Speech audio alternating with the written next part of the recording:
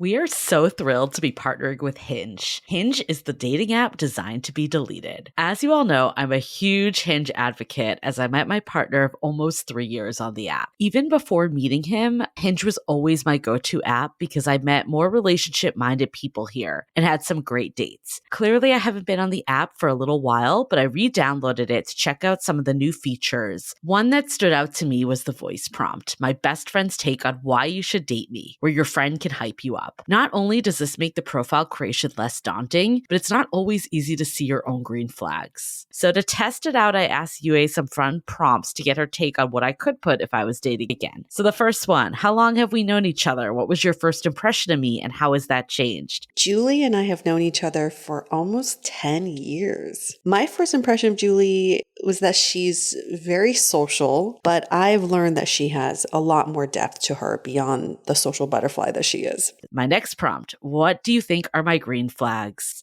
I would say she's deeply loyal. She believes in love, curious mindset, and she is fearlessly ambitious. And then last but not least, what kind of friend am I? Julie is the kind of friend who will always have your back, no matter what. Damn, that feels nice to hear. So download Hinge and try voice prompts today. Then find someone worth deleting the app for. I was so excited to get my shipment from Last Bottle Wines in the mail the other day, full of incredible red wines, all from Napa Valley. I love wine tasting, so having this to my door couldn't be happier. Also, couldn't be more excited that today's episode is brought to you by Last Bottle Wines. If you don't know already, they're a Napa-based online wine shop with a twist. They offer just one handpicked wine per day until it sells out, and they're always at incredible prices. We're talking 30 to 70% off retail. And the best part is that there's no subscriptions, no fees, and no minimum purchase. And I could not be more excited to bring this offer right now because they're having a marathon sale, which is coming up March 28th and 29th. Even better, we're offering Dateable listeners 10% off your first order with code DATEABLE. So if you are a wine lover like me, this is a great time to join. And did I mention that shipping is 100% free? So what are you waiting for? Mark your calendar for March 28th and 29th or get on it earlier if you want. You can sign up at lastbottlewines.com and use code DATEABLE and find out why Last Bottle is the most fun way to discover and buy amazing wine. The Dateable podcast is an insider's look into modern dating that the Huffington Post calls one of the top 10 podcasts about love and sex. On each episode, we'll talk to real daters about everything from sex parties to sex droughts, date fails to diaper fetishes, and first moves to first loves. I'm your host, Yue Xu, former dating coach turned dating sociologist. You'll also hear from my co-host and producer, Julie Krafchick, as we explore this crazy dateable world. Hey everyone, welcome to another episode of Dateable, a show all about modern dating. As daters, we spend so much of our time thinking about defining the relationship, that dreaded DTR conversation, and constantly scratching our head on whether they're headed for a relationship or that the other person's interested in a relationship. But our guest today, his name is Dave, and also a dear friend of mine, seems to just skip that entire conversation altogether and just falls into relationships, sometimes before he even knows it. Dave, some like magical power you have here. Hi. Nothing magical about it. Nothing magical about it. Just a little introduction about my friend Dave. He's 40 years old. He lives in San Francisco, originally from Illinois. He's currently dating someone, but has not defined the relationship. But has she defined the relationship? But has she defined the relationship? That's the question. Tell us about, I mean, you've told me a couple stories, but just tell us one of those stories where you've basically fell into a relationship and you didn't even know it. Okay, well, I'm not going to name names. Please don't. So, as a friend of a friend, and we were out at a certain bar in San Francisco, and it was one of those nights where I didn't even want to go out. Like, I was talked into it, like, come on, Dave, come join us, have a drink. And it was a bar where we know everybody, and I'm like, all right, I'll go for one drink. just one drink. It's always that one I know, drink. it's just that one drink. And there he was like, I'm dying for you to meet this friend of mine. And, you know, she's someone that he had known for a long time, that he had worked with. And it was great, like, you know, but I wasn't in the mood to connect. I was there just to receive. I had my drink. That was going to be the extent of my night. And then all of a sudden, another round of drinks comes. And I'm like, all right, fine. Now, her and I had not had any real conversation that night. It had only been like 3-way or 4-way, like, you know, like a mixture of a group talking. There wasn't anything that made me think anything was there. Like, nothing. Even to the point at the end of the night, and yes, I ended up staying up to almost midnight, past when I thought I was going to. I started, I was like, okay, I got to get going. And all of us were getting going. And I had no idea that she was like, well, I'm going to follow you because I got to go to Bart. And I'm like, oh, okay. No, actually, it was our friend who had to go to Bart. She didn't even say where she was going. She just followed. That's what it was. And at this point, you had no idea what was happening. And you just assumed that this was just friends hanging out. We're slightly buzzed, and I got to know her through osmosis of the entire conversation from different people that night. And we're walking down the hill. We're walking towards Market Street. And I'm thinking to myself, she's going to like turn a corner at some point and be like, here's where I'm going. Or wait, I'm going this way. Or I'm going to call a car, or, you know, some version thereof. And all of a sudden, I felt a hand in mine. Wait, as if she's holding your hand. Yeah, she just started holding my hand. And I'm like, all right, okay, we'll go with this. And then? And so we kept walking, and my friend, he was like, Dave, I think I'm going to crash at your place. Is that cool? You know, because he was like, I'm going all the way to East Bay. And I'm like, that's totally fine. He's like, could you give me your key? Because it seemed like she wanted to stay. Like she was like, let's have one more drink. And I'm like, okay, all right, let's do this. I'm like, here's my key. Yes, man. Were you like into her, or like what? Were you just confused? I was just like rolling with it. Okay. Like, I'm one of the, and this is a personality fault, where I'm a little bit more yes than I should be on certain stuff. Like, I'm a little bit more, and I know people have told me, but it was so funny because I was like, okay, fine, I'll have a drink. I'm thinking to myself, I've got a day tomorrow. I've got things I got to do tomorrow. And I'm like, one drink, what could that hurt? It's midnight. Yes, bars don't close. You know, I thought to my head, this is my night out for the week. This is it. Yeah. This just became my night out. And so we had a drink, and that drink turned into 2 drinks. I don't know how.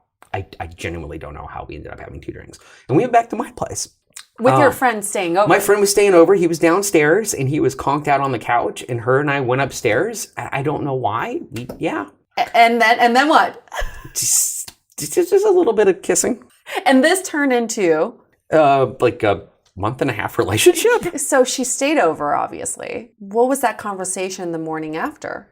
Pancakes. Yeah, it was pancakes. And I do this thing, I think it's a defense thing, where I woke up and I'm like, okay, yeah, here she is. And what did I do last night? And then I could hear my friend downstairs. And I'm like, oh my gosh, he probably heard everything.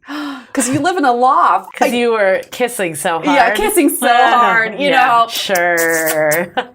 Oh, you're turning red. I love it. Right red. Because I remember this happening. Kind of became a thing. And we never talked about anything. So did she like tell people that you were her boyfriend? Like what? No.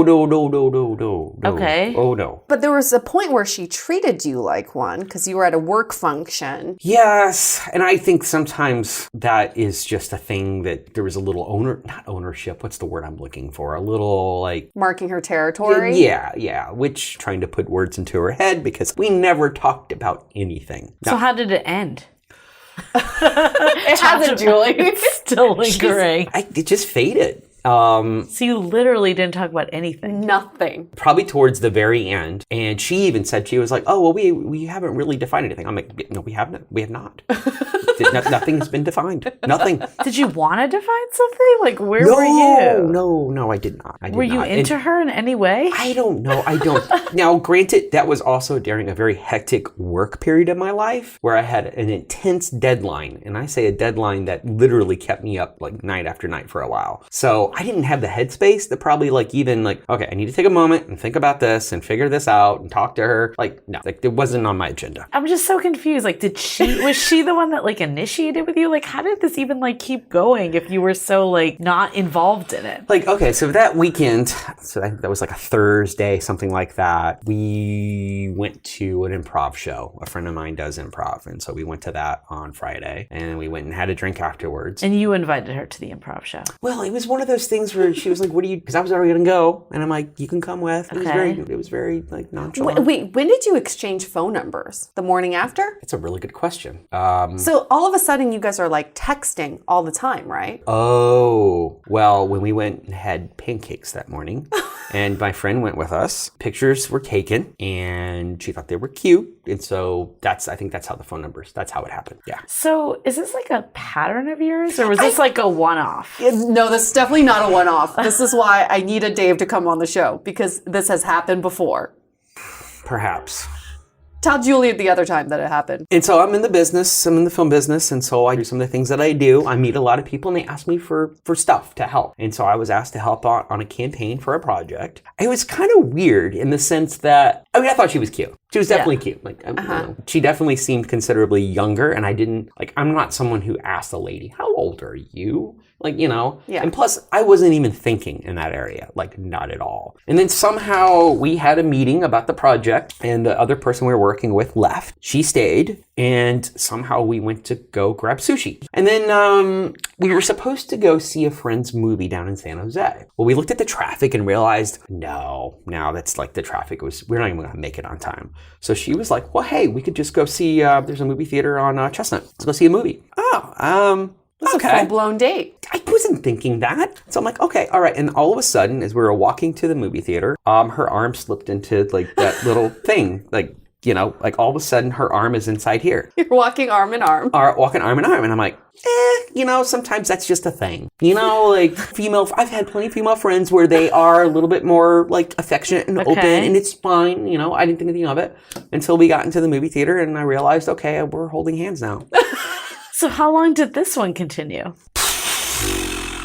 Maybe a couple months.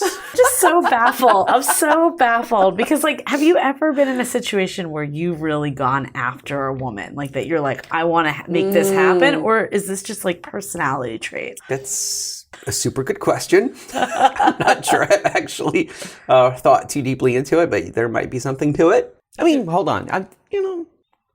No, it's actually probably been a while since I've gone after a girl. Yeah, I was like, if you have to think about it, that means that it's... You know what's so interesting about this? Because I've talked about you to Julie for a while, and you're like very ambitious professionally, and also very ambitious with your friends too. You're always the one initiating hangout. He cooks for everyone, like really on top of it. But when it comes to your love life, I've never heard you talk about going after someone or someone you had a crush on or being really into someone. Why do you think that is? I may have had a relationship in the past that set a pretty high bar for what I felt and haven't quite experienced that since. But if you're not going after it, how can you experience it? Yeah. True. That does not mean that I don't, you know, obviously you've heard a couple stories about how I've been in relationships and I've been in some longer term relationships in the past as well where, you know, I've waited to feel it. And when I say waited to feel it, like I hoped it would come. And it never did. Right. And I think that's normal. I think we've all been in relationships like that. You're like, maybe the chemistry isn't as intense in the beginning, but maybe it'll grow or maybe this relationship will grow over time. But if you don't have the intentions for the relationship to grow from the beginning, how can that relationship really get anywhere? Gosh, you're making me think about stuff. Are you looking for love, Dave? Do you want love? Of course. I mean, who doesn't? Of course I do. Yeah, absolutely. And do you want to be in like a loving relationship? Of course. Yeah. And what are the steps you're taking to get there? Let me look at my calendar. You just need some girl to swoop in her arm and then there she is. I mean, I do have to admire these women, you know, being aggressive and making a move. That's fantastic because they're obviously after something. I'm wondering if there's like some sign you're giving off. Like, you said there's 2 that you gave examples of. How many like others have this happened to? I'm not keeping a journal on this. Pretty much every every relationship. I feel like UA knows more about your relationship history than you do somehow. I keep tabs because I've been waiting for this day to just be like, what is happening, Dave? Okay, so I'm going to go with UA's answer. This happens a lot since you don't remember. So. It's not even the falling into relationship happens a lot, but also falling out of relationship happens a lot. You just never have a clear start or end. There's probably some truth to that. Yeah. So I guess the current thing you're in, you haven't defined the relationship. How long has that been going on? Maybe 2 or 3 months. Okay. Yeah. And how did this one start? Well, you guys were just saying that I haven't gone after it. This was actually from Dig. I tried the Dig app. What Dig? Oh, the pet owner app. The pet owner app, yeah. Oh. Yeah. Okay. Oh, so you tried a dating app? I did, yeah. Okay. And then you met this person. Uh-huh. And you've been seeing each other. True. No DTR anything yet. Well, okay, just a few nights ago, she did happen to ask. It was discussed. Probably that's what it is. Probably that's what it is. Have you ever brought up the DTR to anyone? I don't think so. I don't know. I'm going to go with no if you should think about it this long. I don't think you have. I don't think you have. It's a brain space thing. When I say that, it's not that I don't want it. Yeah. It's that I don't. You're not thinking about it. Yeah. Well, why do you think you're not even thinking about it? Do you think it's just personality? But you said other parts of your life, you're not like You're this. like, you go after it. This guy doesn't sleep because he's constantly thinking about his next steps professionally. That's actually quite true, yeah. Okay, so this is interesting because I know there's so many guys listening to this right now just wanting to shake you and be like, I've been looking to get in a relationship for so long. I've been looking for love and I haven't dated anybody in a really long time. And here you are just kind of nonchalant, whatever goes, and then you just fall into these relationships. But are they relationships? It doesn't feel like they're fully there. It just feels like they're like a canyon that just happens to come in and out. That's at least the vibe I'm picking up. You might know your lives better than I do. Does it enhance your life? Of course. I definitely value companionship. Obviously, if I tried the Dig app, it's something that I was seeking. If I had to scratch away, if you guys are making me think about things that I often don't, because what I do think about is my next script. I think about my next project. I think about the next business venture. That is where I invest my time in terms of my, what I have in my brain. So these are, okay, I'm sorry. This is I think so many men are like this. I think there's a lot of men that are just like you. And I think as women that are constantly, and I'm generalizing, so it's not every man, every woman, but women that are constantly thinking about the next step and what's happening next.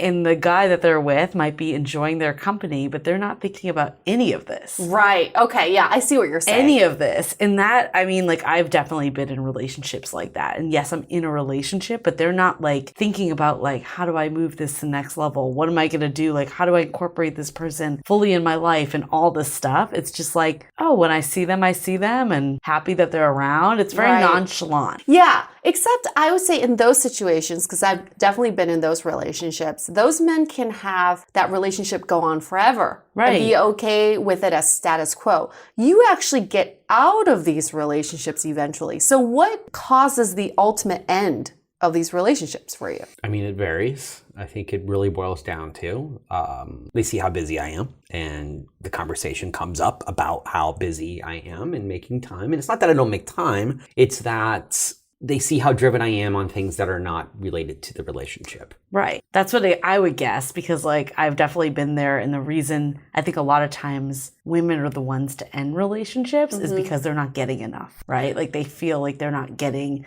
the full attention of someone. And it's not that they necessarily don't like them or they don't want to continue the relationship, but they're not being fulfilled. Okay, so this is where I struggle. When you are in these quote unquote relationships, do you initiate dates? Do you initiate things to do with them? Oh, yeah. You do? Yeah. Okay. Oh, yeah. So you give them the idea that you are making an effort. When I do, and it's never lack of effort. There's a lot of things that pull me away from the social side of my life. And often if I do something social, I tend to make it somewhat connected to work because the people that I hang out with typically are people I work with. So that's, I think, sometimes the problem is that my worlds do blend together a little bit too much. I don't know if I know how to divide them. So is this working for you? I guess is the ultimate question, because if it is, maybe there's something wrong with it. That's a really good question. I don't know if it's working. How do you know? Like, what is the gauge? What is the parameter? I guess it boils down to happiness. Yeah, I would say happiness. Yeah. Right? Are you happy? Yeah. Wow.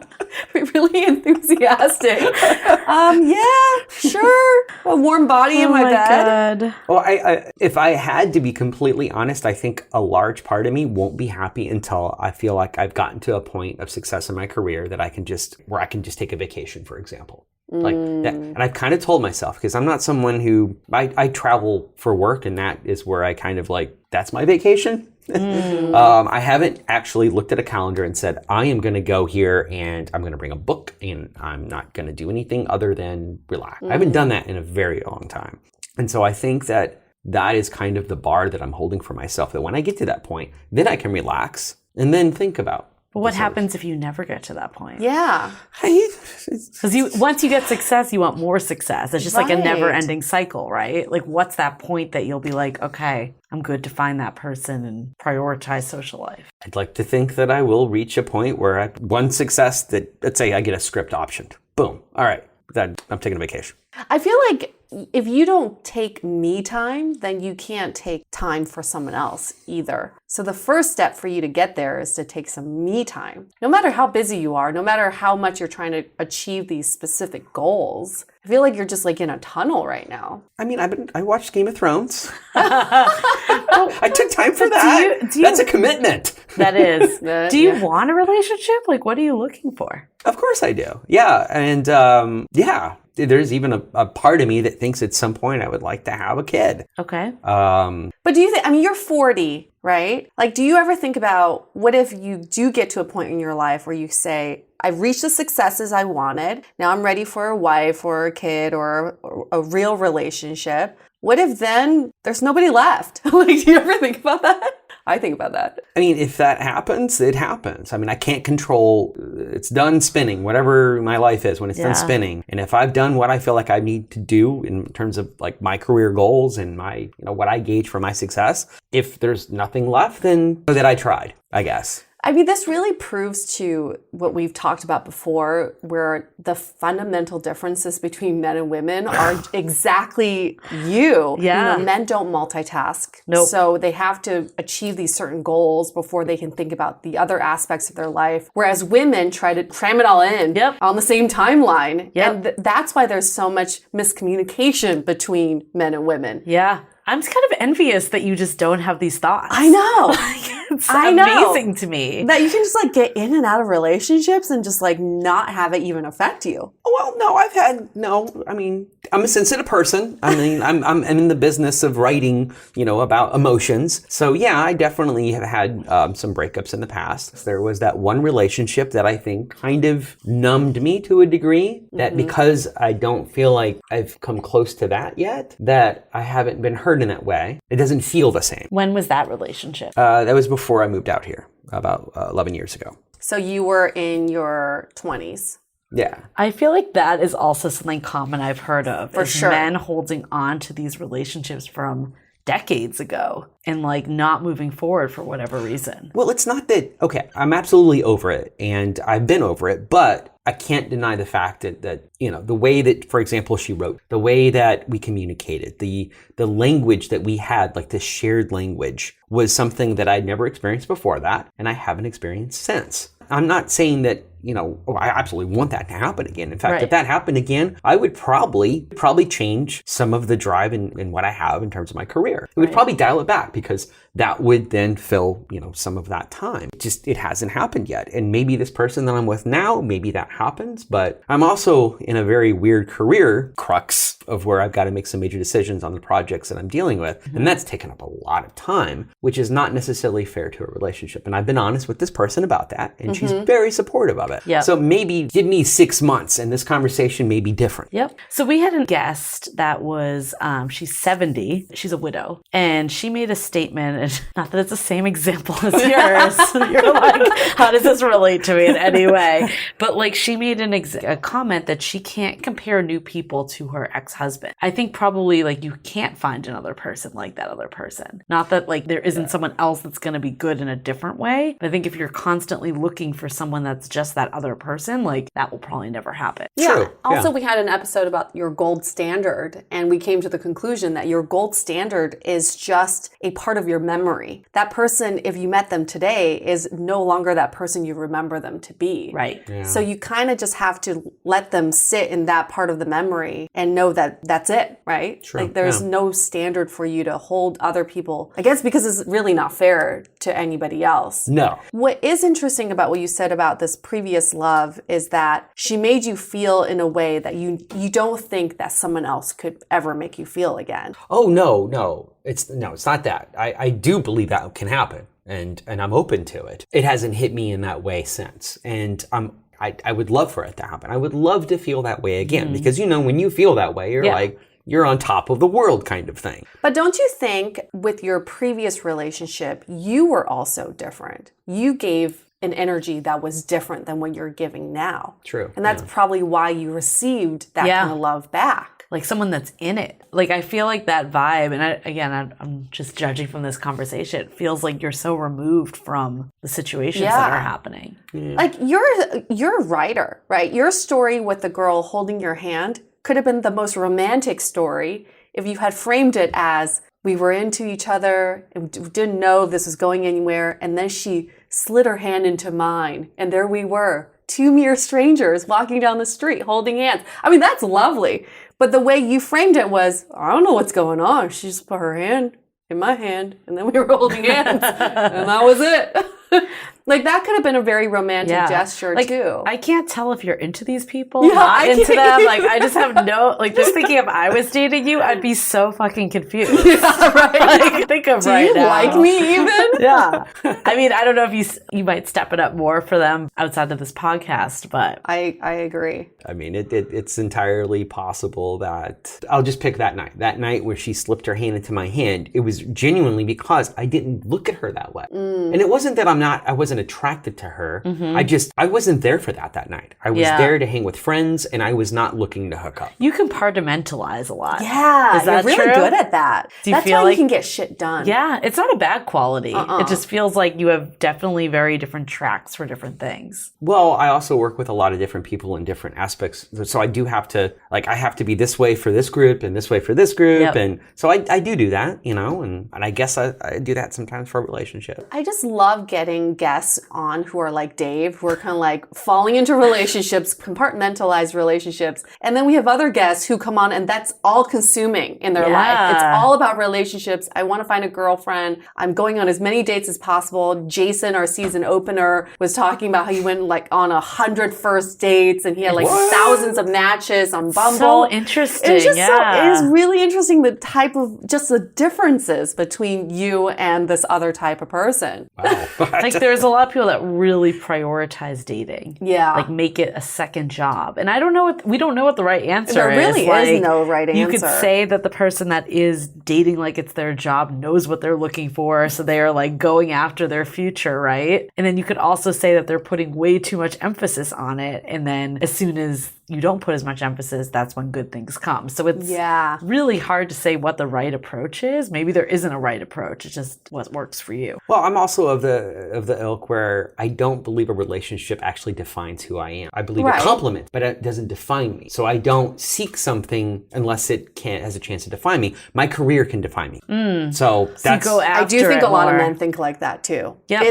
It's the career first. I think a lot of men latch their identities to their career. Once they feel stable in that, then they can think about love and family. But then there's the other cohort that latch themselves onto having a significant other, right? As an identity thing. So maybe that is why some people put more of an emphasis on it than others. Yeah. I mean, I guess at the end of the day, like if you feel happy with the way things are going for you, whether that's like something intentional or not, that's all that matters. And if you don't, that's when it's time to look into other approaches. Curiosity, what are the other approaches? I would say just being active into your dating life because you're very passive right now. What if for 1 week, because I know you have this to-do list, it's massive. What if you put dating as your number one priority? Be with the girl you're currently seeing, but like really making it a priority to like send her a sweet text, do something, I don't know, plan a really great date for her. Like, I don't know what you currently do, but like having something that like really makes that a priority in some way. And just see how that feels, just for 1 week. Like sending that first text when you wake up to her.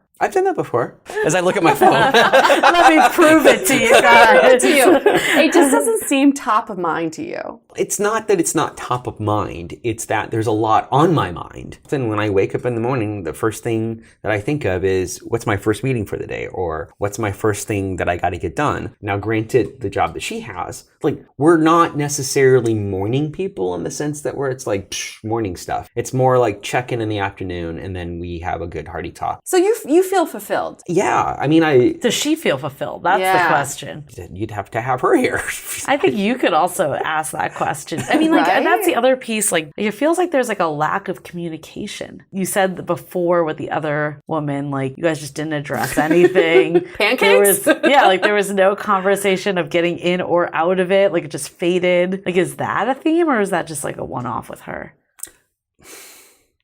Didn't quite think about that yet. That's what Dave was thinking. I'm just going to put that on loop. Let me compartmentalize if your audience could see, I am rubbing my beard right now. Eyeballs are turning so fast. I think anytime you have to think about something for more than 10 seconds, the answer is no. No. Well, okay, this is probably the compartmentalized aspect of my person. Like, okay, the morning that... Pancakes. The pancake girl. We'll call her the pancake girl.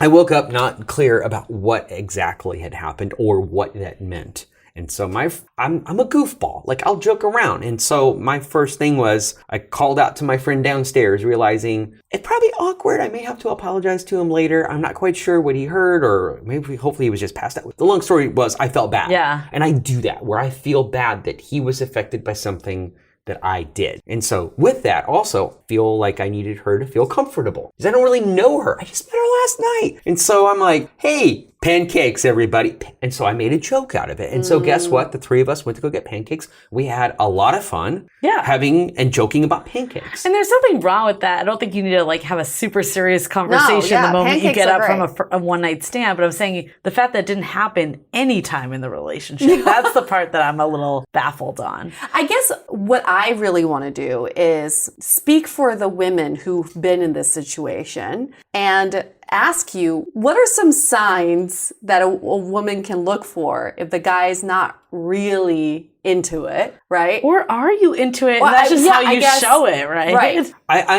am. And when I say that, I genuinely, every girl that I have dated, I do treat seriously and I treat with respect. And I make a point to do that. I was raised that way. So while my communication skills, in the sense of I may not be the first one to be like, hey, what are we? Are we boyfriend, girlfriend? Like that's probably not me. Yeah. I will still be open to the conversation and I will absolutely have it and I will define it as we are. I mean, I think this is an interesting point because I think like I've definitely been here before with like someone I was dating. And I think I had a vision of, again, it goes back to like the way you are versus the way someone else is. Like I was willing to go like over the top for this person. And I felt like he liked me, but I never got to like that level with him. So it made me question like, how much does he like me? Like, how much does he prioritize me? Or is just this the way he is? Like, he's pretty just like laid back and chill. And I think that's the part, like the way you're talking I would think you weren't interested, Yeah. but you're saying you are interested. So it's like, how can a woman you're dating like work with you to figure out that you are super into her? Yeah, because it just sounds like your relationships can't get to that next level. What can happen for it to get to that next level? Let's pause for a sec and talk about mental health. Mental health is so important, and that's why I'm so glad I found BetterHelp. Julie's the one that actually told me about it, and it's a great way to start your therapy journey. With BetterHelp, I can get online counseling and connect with professional, credible, and compassionate counselors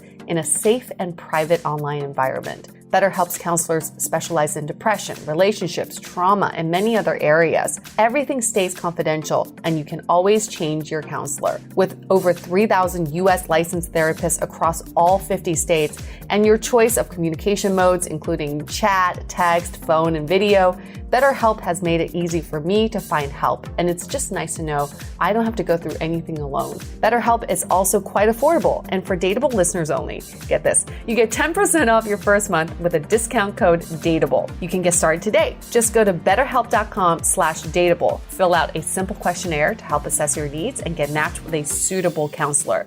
And again, that's betterhelp.com/dateable. And use the code DATEABLE for 10% off your first month. Now back to the show.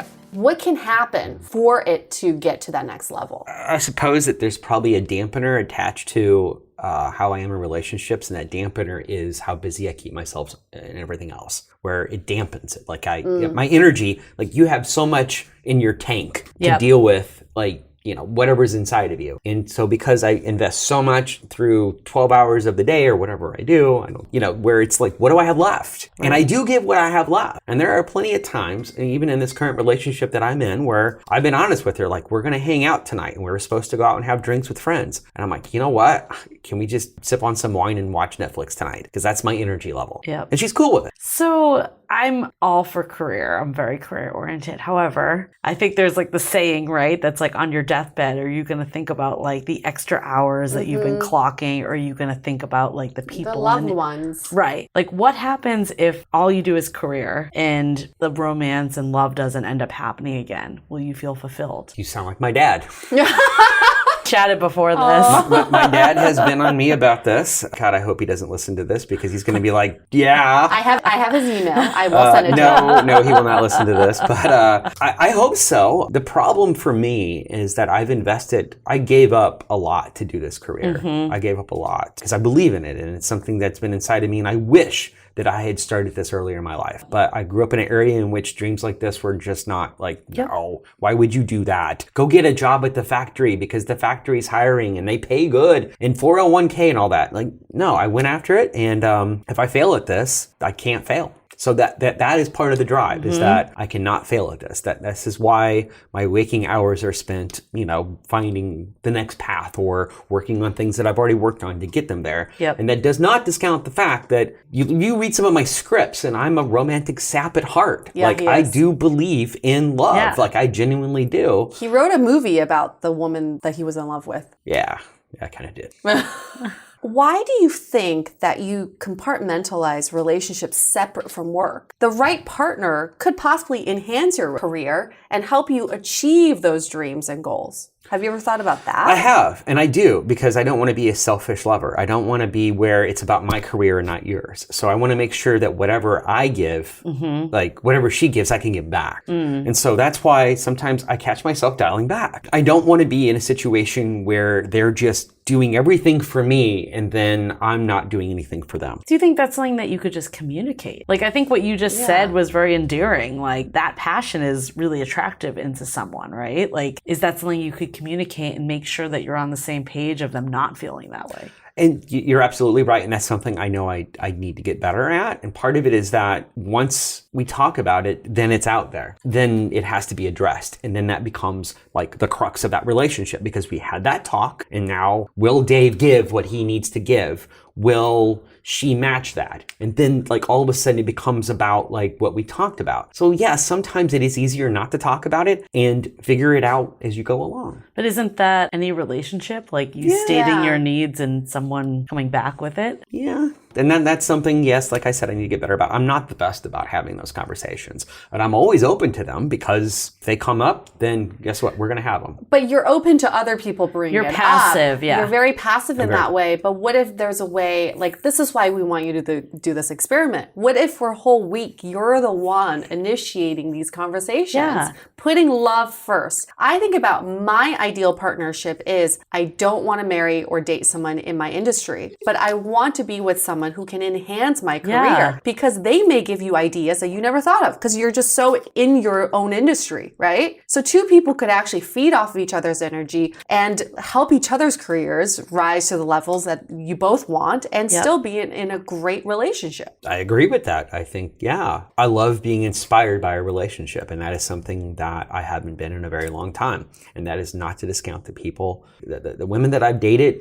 There are so many notable qualities about them that have made me a better person, I think, today. But there's something that for me has been missing, and I'm open to it in this current relationship, but I haven't been inspired. Like when I say inspired, it's when just getting a text from them or have conversation or that late night, it's 3 a.m. Why are we still up? And then the next day I'm like, I need to write this. Like I haven't felt that. That is so much pressure though in a relationship. Of course. Oh and that's why I don't bring it gosh. up. Because if I'm honest, that is what I'm looking for is like. But Dave, are you doing anything to inspire them? Are you sending them messages that they could write into a film? You have to give equal energy, right? I have to say, I have been told that I have inspired. I appreciate that. It also adds another level because it reminds me that I'm looking for the same thing and I'm not quite feeling it yet. So I read this article about just like if you want to feel happier and more fulfilled, the best way to do that is to compliment people every day and like put it out first to someone else and not expect anything back. So I feel like this experiment would be really good to see if like you put it out there to someone and like with no expectation of anything back, will you start to feel that more of that energy and that fulfillment? And I have done that. Maybe I need to do it more. The contrast, though, is that a lot of the people I've dated are not in the business. A while back, I dated someone who was in finance. And it was really hard for me to be engaged in that because I didn't know how to encourage her for her spreadsheets. She was passionate about it, but it wasn't something I was passionate about. But there's a part of me that's drawn to that. Like I like the idea of that, of dating someone who is not in the business I am, but still inspires you. Right. That's hard. It's like that chicken and egg. Like, are you just with the wrong people and that's why you don't feel inspired? Or is it that you're not putting that energy out and they're not putting it back because they don't feel like you are and it's like a vicious cycle? There was this article in the New York Times by this woman who said that she and her husband had like a very disconnected relationship because he was in like a very scientific role and she was in a very like journalistic role. So they could never really relate about their careers. So they just basically list off the things they do every day. And that's their way of like connecting. Until one day she was like, I really want to know what you're working on. Like, I really want to know to the T what you're working on and why it inspires you, why it gives you so much passion. Right. And he went into this whole story about how he was like doing cancer cell research, but like to the very scientific level. And it inspired her so much that she wrote an article about it because she was like, it was just so beautiful that the way he talked about it. She didn't know what he was talking about. Yeah. But she was like, it was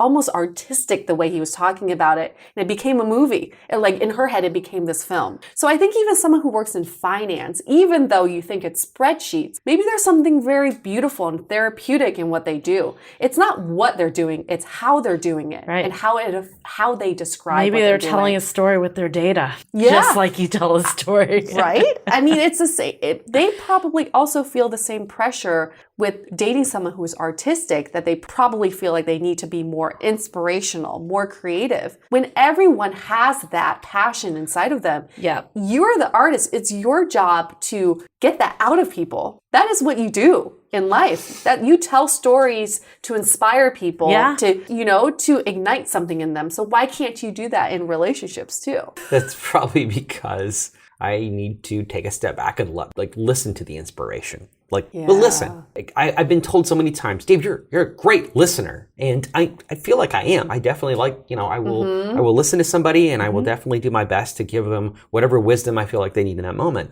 But something that in relationships I'm not the best about is connecting that to what they're passionate about and finding a way to balance it, because I feel like most of the relationships I'm in, they want to hear about what I do because they think what I do is so interesting. And Exactly. And that's where I'm like, I try to dial it back and I want to stay interested in what they're doing and who they are. But sometimes it doesn't feel fair even to me. When I say fair, I realize we went and had a drink and you asked about all my projects that I'm working on today and you didn't talk once about what you did at work, even though I asked. Like I did, like, how was your day? And I'd get the short answer. And then it's like, so you had an audition. How'd the audition go? And of course, I have more to say. Like, there's a lot to say about an audition. Yeah. So it ends up being more me than them, and I'm self-conscious of it because. But maybe that's your job to bring it back and have that volleyball conversation. That's not just you; it's any date, right? It doesn't matter what your occupation is. I do that. I've caught this happening before, though, where as soon as I try to turn it to them, you can feel the ebb and flow of a conversation, like that volley back and forth. And as soon as I try to redirect it back to what they're doing, then it kind of like it deadens. Part of it is I'm an not entertainer. What's the word I'm looking for? I want to make sure they're having fun. Yeah, I guess. And so if that means that I've got to tell a funny story about like whatever I did that day, and then they got nothing, then I fill that with something that makes them smile and laugh. And that means that it's 70-30% for that particular date. And then I walk away and I'm self-conscious of it because I'm like, wait a second, gosh, I did it again. Totally relate. You had someone call you out on this, I remember? totally did. I went on a blind date with this guy named Andrew. You guys have to listen to the episode if you haven't yet. But it was Dating on a Whim, I think it was called. I do this like performance when I go on dates because I'm like, I can entertain a tree, basically. Yeah. So he called me out in the middle of the date, was like, it's great what you're saying and what you're doing, but like, can you just take all that out and just tell me who you really are? And that's when we really connected, was when he called me out. But before all that, I was like, I am so funny. I'm so entertaining. I'm so interesting. To him, he was like, oh my God, when is this girl going to stop her act? Yeah. She does not need to be entertaining to me. I'm just trying to connect with this person. We're that next level that I feel like you're not getting to. Because one, you're so in your head about, oh, I can't monopolize this conversation. And two is this person wants to know more about me, but if I bring it back to them, they have nothing to talk about. I think those are all just limiting beliefs, again, that is limiting you from connecting with someone. Everybody's interesting, but we just have to find ways to bring it out of them. Yeah. Otherwise, they will also retrieve and don't want to talk about. And I think this entertainment aspect, like I think, like you want to laugh and have a good time on a date and think positively of that person that way. But I think the best dates are when you feel like it's like this deeper connection that's happening. And maybe that isn't a funny story. Like, and I do get that balance. I know exactly what you're talking about. What date are we talking about? Like first date or any fifth date? date? Any date, but first date, sure. Yeah, first date, there's definitely some things that I won't talk about to anybody. Like there are some things that it took a year of me knowing you way before I even told her. So there's definitely some aspects of my life that, hey, that's here. Compartmentalizing. Yeah. Yes, but it's also where, I have to feel like I trust the person. Right. Let's hold that thought for a second. We'll get right back to it. This episode is sponsored by Via. We all know there are things that can help set the mood in the bedroom, but did you know a little THC could also do that? Yes, Via has developed a unique blend of pleasure-enhancing cannabinoids, libido-strengthening herbs, and a low dose of THC all into one mind-blowing gummy called High Love. This gummy, wow, it will awaken your senses, increase blood flow, and intensify any sexual experience. I've been pleasantly surprised by the High Love gummies because it is just the right amount of THC for me to have a good time without feeling sleepy. And hey, if THC is not your thing, Via also offers a wide array of other gummies without it. And everything legally ships in 50 states with discreet packaging directly to your door. So if you're over 21, you can get 15% off and a free pack of award-winning Dreams THC plus CBN sleep gummies with our exclusive code DATEABLE at viahemp.com. That's VIIAHEMP.com. Let the gummies work their magic. Head to viahemp.com and use the code DATEABLE to receive 15% off and one free sample of their Sleepy Dream gummies. That's viahemp.com and use the code DATEABLE at checkout. Take your passion and pleasure to a whole new level with High Love from Via Hemp. Living with ADHD can be a challenge, and dating with ADHD is definitely a challenge, we've heard many of you say, but finding the right care and proper tools needed to succeed can be life-changing. Done is an online ADHD care platform that can get you all the resources you need to help manage your ADHD. Online visits, refills, and a 24/7 care team made for you. In just 1 minute, Done's online assessment can help kickstart your ADHD treatment journey. With experienced clinicians, worry-fill refills, and online visits, you can start getting personalized care as soon as today or tomorrow. So contact an expert team that can help you around the clock and get a personalized treatment plan just for you. Here's how you do it. Take a free 1-minute assessment and book an appointment with a licensed ADHD clinician as soon as the next day. Get continuous care, one-click refills, insurance coverage, and 24/7 care team support with Done for just $79 a month, and pharmacy copays as low as $0. Visit get.donefirst.com/podcast to learn more. That's get.donefirst.com/podcast to learn more. Done. Turn ADHD into your strength. This episode is made possible by Armoire. Armoire makes getting dressed easy. With a clothing rental membership from Armoire, build the perfect wardrobe with brands that are high quality, unique, and recommended just for you. All you have to do is take a 5-minute style quiz and select items from your dynamic, personalized closet. The styles show up at your door in as little as 2 days. Then when you're ready for new clothes, just swap them out. Listen, I live in Southern California. There is absolutely no need for puffer coats or any sort of those winter jackets. But when I travel anywhere else in the world in these cold months, I'm often burdened with the task of getting winter clothes. And now with Armoire, I can just rent my winter wardrobe. It's brilliant. Right now, our listeners can give Armoire a try and get up to 50% off their first month. That's up to $125 off. Just visit armoire.style/dateable. That is armoire.style, spelled ARMOIRE.style/DATEABLE to get up to 50% off your first month and never worry about what to wear again. Try Armoire today. Yeah, Fair enough. true. Fair enough. True. I'm like that too. Yeah. I totally understand. But there's a difference between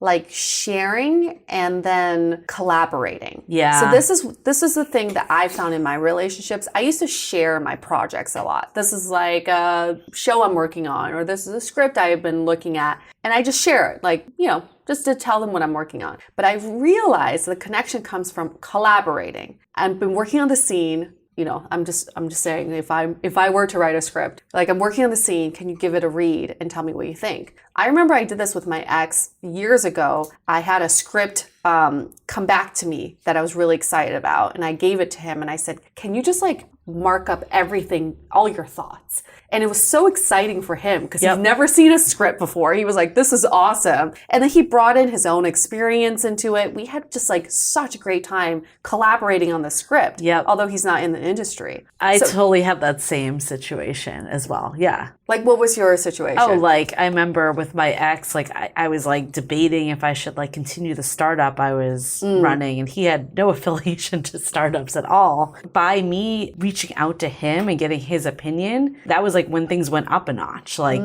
I think like feeling that I was like consulting in him and trusting him and like really valued his opinion was huge. And I did value it, even if he didn't have necessarily relevant experience. Yes. That's a really good point, because once someone feels like they're in the shadows of your industry or in what you do, then they'll always stay in the shadows. They'll always be that co-star. But if you can bring them into the foreground and say, I value you as much as I value my business partners, then that's when the relationship can really get deeper. Yeah. It's like, that's nice, but no. It's not on my list. There is a part of me, and granted, this probably doesn't work because we've all seen these stories just fall apart. The Hollywood stories of like the power couple. Yeah. I've always been drawn to the idea that there is that perfect match for me that has the drive, but is the complement to my drive. Like the complement. Like, so if I'm here, she's here, And then when we come together, we're a force to be reckoned with. Probably the dream, but it's also not something that, it's almost the unicorn. It's not the unicorn. It's something you build. You can't have that from the get-go. Like nobody has that kind of relationship from the very beginning. True. You have to build towards that. And that comes from communication and talking about your expectations and also opening yourself up to the other person. It can't be surface level. It'll never get there. Yep. Building a relationship is hard, but once you build a great relationship, it's solid, right? It's just so interesting that all of us want this unicorn relationship, but we never talk about how we're going to get it. We don't talk about how we're going to get there, and then we just end up complaining about the dating scene, or we end up saying, I'm just too busy, or making other excuses, when we ultimately all want the same thing. We all do, which is an ultimate, like, solid, fulfilling partnership of some sort, whether with one person or multiple. It doesn't even matter. So that's a good segue to takeaways. Takeaways. I think ultimately, I think when it comes to relationships and dating, you get back what you put into it. So you can't expect other people to give you something that you're not also giving to them. Yep. And I'm not saying, Dave, that you are not giving anything. You are. I think your baseline, great boyfriend, giving you the time that you have. But what if you just went that extra mile? Like, what if you just did that one extra thing that you didn't think you could squeeze time or energy for? Just for a week. Just try it for a week, right? And see what that feels like. Or what if you just opened yourself up just a little bit more? Like, let go of that trust issue just a little bit more and open yourself up. See what that feels like and see how that person reciprocates. I think dating right now, the problem we face is we're all just so surface level with everything. Yep. It's just like companionship. This feels great. But ultimately, we still want something deeper. We want that connection. So if you want it, you put yourself out there first. Yep. That is exactly what I was going to say. No, just kidding. But it was a little. But I think my takeaway is, like, I think it's interesting. It's like we talked about earlier, like there's some people that know everything that they were looking for. They have a life plan. They have 5-year plan, 10-year plans, all the stuff. And there's some people that have no plans. No plan. Again, I don't know what's right or wrong. Like, I don't think there is a right or wrong. Maybe there is something of just like at least knowing like what's a priority to you and checking in is, am I working towards that? Like, am I making sure that I'm allocating some time for it, even if it's not like all my time, just so I can have a balance and not just have one area of my life thriving, but really kind of see if there's a way to make them work in motion together. Yeah. Dave, I know this is a lot.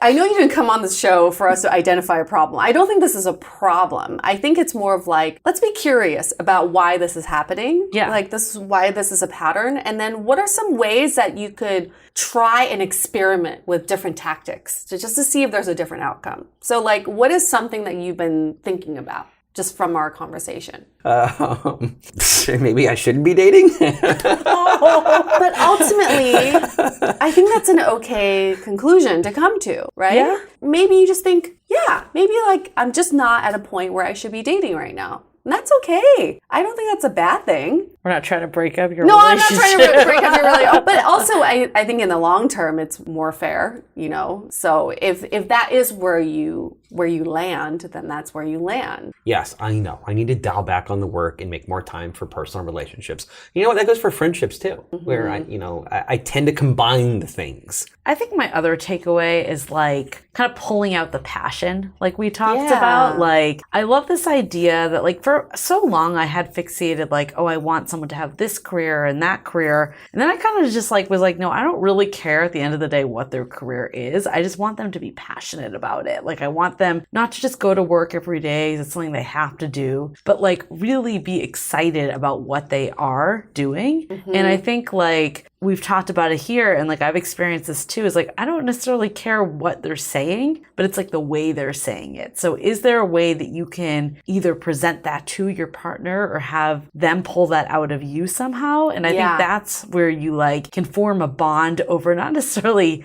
what the specifics are, but like the shared passion. Yeah. And when it comes to passions, I think people use that word like, oh my God, I'm just so passionate about, I don't know, something like obscure hobby. It doesn't even have to be that. A passion could be like, for me, I'm very passionate about sushi. If you get me talking about sushi, I light up and I get extremely happy about it. And that's something we can connect Well, over. I'm actually hungry for sushi right now. There you go. We're going to get sushi after this. But the passion, I don't think we need to put that much pressure on. No. A passion doesn't need to be a hobby. It's just an interest, something you really, really like. And then back to like, Dave, you're a storyteller. You're a creative writer. I think about every day, what is my script, my life script? What does that look like? If I were to do a screenplay on my life, what is the plot? And I don't think, I wouldn't watch a movie that had a plot about how someone got to a point in their career. Like that would just sound super boring to me. I think the career part is sort of a subplot. That's interesting. But the ultimate plot line is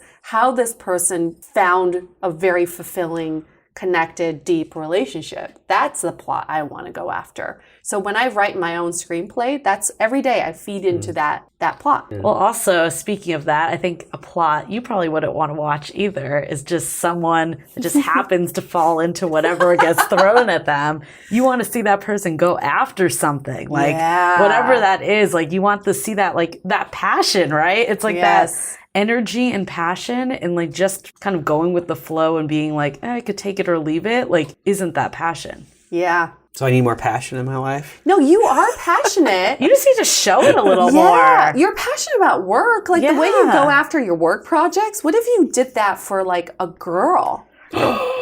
What? Yeah. What if you get that? What? Or what if the way you talked about a girl, you change that script? That's an easy. You are a script writer instead of saying like what you said earlier, like happen to like have her hand in mine, like tell that story differently. Well, okay, granted, those are just two stories out of like I love being creative on dates. I love like doing fun things or finding like I love surprises. You know, I love dating someone who can accept surprises. Like, hey, you don't know what's going to happen. Guess what? We're going to have fun tonight and you're not going to know until it happens kind of thing. So I do like that, but I'm also not the best at making. But I want to see that side of Dave and I want to hear about that like before all these it happened to me just by accident. Yeah. And it's not about time. You keep saying this like dating takes away time, that you need to ration out your time and dating is like the last place you're placing the time at. Yeah, maybe the time is not about like you planning this surprise, but I think it could be as simple as, hey, you're the first thought in my mind when I woke up this morning. Simple text like that took no time at all. We had David Cruz on our podcast that talked about just putting like Post-it notes around as like a surprise. That takes what? Takes 2 minutes? No time. That elicits passion. That's like, I'm so into you. And also, like, I don't know. I know you're busy, but I don't buy the whole time thing because, like, I feel like for years, too, I'm going to equate this to exercise. For years, I was like, oh, I don't have time to, like, go to the gym or run. And it's like, oh, it takes, like, 20 minutes. Like, what is 20 minutes in the scheme of, like, your whole day? Nothing. It's nothing. Like, I think there's always time. You make time for what you want to make time for. Absolutely. Shall we do a question of the day? Yeah, let's do it. Question of the day. This one comes from Roxy. She says, I met this great woman who I have been spending a lot of time with, but she keeps referring to me as her friend, not her girlfriend. We have an intimate relationship, so it's not like she's friend zoning me. I'm afraid to have the DTR because these comments make me feel like she isn't looking for a relationship or doesn't want a relationship with me. Should I have the talk anyway? Well, yeah, after, yes. Like, you guys said, like, I'm a convert now. Yes, have the talk. Make the time. Okay, if the Write a Post-it note. If the guy that refuses to talk is telling you to have the talk, you gotta have the talk. Done. End of story. Back. Over. I mean, what's the worst that can happen? You're already questioning and writing into us, so you might as well talk to the person that you're actually in the relationship with. Yeah, and I feel for you, Roxy. I've been there where I'm just constantly trying to guess where this relationship's going. Is he calling me his girlfriend to his friends and to his family? It's about you and this other person. It's not about anybody else. So if you're trying to get clarity, you need to ask that person. Nobody else can give you that answer. So yes, have the talk. And I mean, you already feel like she doesn't. So it's like either you'll be confirmed and you'll save time. You can move on if that's really what you're looking for. Or maybe you'll be pleasantly surprised. Maybe she's like Dave in the way she... Like what? We're in a relationship? Yeah, sure. Yeah, or just like she doesn't show things necessarily the same way that you show things. Maybe she's not as verbose as you are. And maybe that's okay. It just means that you have to like better understand each other. Yeah. Well, I'm noticing that communication seems to be the biggest, like from our conversation and from this question. Why isn't there an app for this? What do you mean? Like an app to help you communicate? Yeah, in relationships. Then you definitely can't communicate. You need an app to help you communicate. What do you mean? It's like an AI robot. It's like, Dave, have the DTR conversation today. Like, what? It could be like a reminder on my Will calendar. you be my girlfriend? Oh my God, a checklist. It's like groceries. Finish this project. Have DTR conversation with girlfriend. What? No, Dave. That's not how this world works. I appreciate it though. But communication is something that we talk about all the time, and it's something you're never taught. And it's something that's probably the most fundamental part of a relationship and the hardest part. I think like we talked about a little earlier is like, I've struggled with this too, is like communicating my needs, not feeling like that's going to overtake the whole relationship, but just having a healthy dialogue is so important, yet it's so difficult. Well, isn't that what keeps us blocked in a lot of, like, not just dating relationships, but any relationship we have where we hold back. We tend to hold back on what we're really feeling or thinking. Like, that's just, it's a human thing. It totally is. Because we're afraid of being rejected or hurt, or like, there's so many reasons why, now it's all coming back to what you guys were saying to me is that, there's a lot of reasons probably why I'm not the one to bring up those kind of conversations. Because once you have those conversations, they can be hard. Yeah. Oh my God, are you having an epiphany right now? I don't know.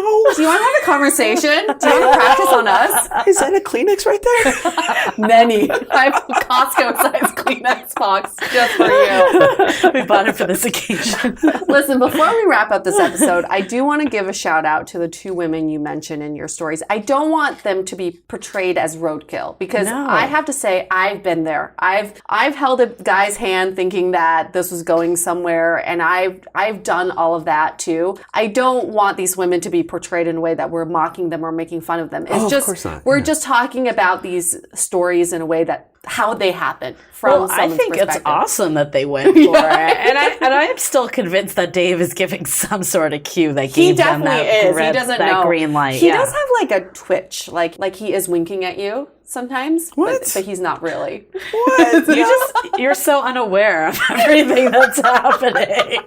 Are you aware of your body? Okay. All right. And for the record, these two women I'm still friends with, and they're adorable. They're talented. They're amazing people. I know. And I hope they never listen to this. Hey, this was more about you than them, so yeah, exactly. We're shouting them out right now. Woo! You go, ladies. But I'm glad we talked about this because I think there are a lot of people out there who are very similar to you, who are going through the same things. Going through the motions. Through the motions. We're not saying there's a problem. We're just saying maybe rethink things a little bit and see if there's a different outcome. Can we do the experiment? Would you do it? 1 week. 1 week of your life. 1 week. You only have to carve out 20 minutes a day. That's it. To do what? Just make dating top of your 20 minutes checklist. for dating. Just whatever see what that happens. is. Yeah. Just see what happens. Maybe that's on a date, trying to go a little deeper. Maybe it's texting first thing in the morning, doing a surprise. You said you like surprises. Or like asking a question, a deeper question. Yeah.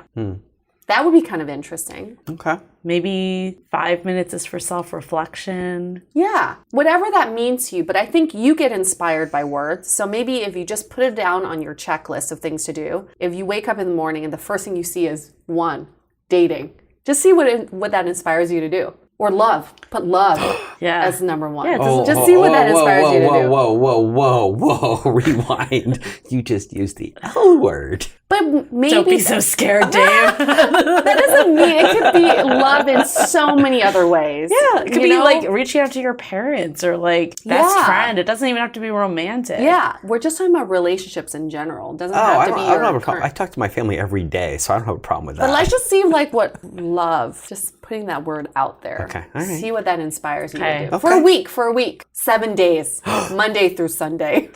Yeah, weekends included. Weekends included, absolutely included. This is a low commitment. Very low. Come on. No one's even holding you accountable other than your dog, Addie. She's like, I love. Okay, we'll wrap this up. But we do want to give a plug for what you're working on. So tell everybody why you're important in the film community here. Oh, wow. I don't know if I'm important, but I try to be, and I try to work with good people. So we're doing a couple of projects. We got Bay Area Film Mixer coming up. Collaborators or creators in the business or want to be in the business, you should be there. You are the founder of Bay Area Film Mixer, correct? Yeah. Mixers are a great way to go and just, if you're not in the industry, I encourage you to go because you just meet people totally different than what you're used to on a daily basis. You might get inspired by some creativity. Sometimes they do screenings. It's just a great way to get into the creative community here. True. In the Bay Area. We are doing a screening for this one, and it is reels from actors and creators here in the Bay Area. Oh, cool. So it's a chance to see like who's doing what here. Fabulous. Okay, we're going to wrap this up. Stay dateable. Want to continue the conversation? First, follow us on Instagram, Facebook, and Twitter with the handle @DateablePodcast. Tag us in any post with the hashtag StayDateable, and trust us, we look at all of those posts. Then head over to our website, dateablepodcast.com. There you'll find all the episodes as well as articles, videos, and our coaching service with vetted industry experts. You can also find our premium Why series where we dissect, analyze, and offer solutions to some of the most common dating conundrums. We're also downloadable for free on Spotify, Apple Podcasts, Google Play, Overcast, Stitcher Radio, and other podcast platforms. Your feedback is valuable to us, so don't forget to leave us a review. And most importantly, remember to stay dateable.